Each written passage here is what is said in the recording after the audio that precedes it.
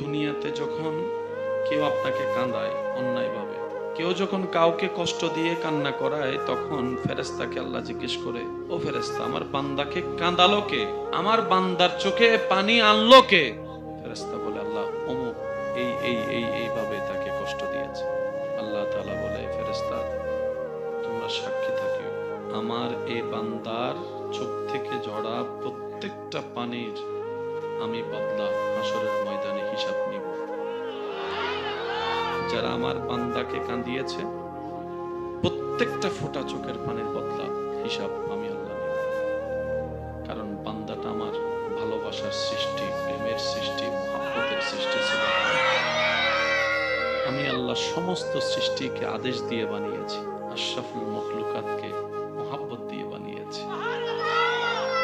কোনো বান্দাকে কষ্ট দেওয়া আল্লাহ পছন্দ করে না, আল্লাহ পছন্দ করে না।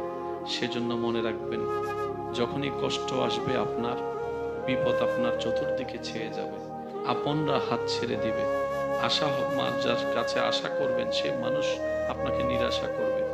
মনে রাখবেন, আল্লাহ তাআলা আপনাকে সরাসরি নিজে সাহায্য করার জন্য প্রস্তুতি করে নিচ্ছেন। সুবহানাল্লাহ।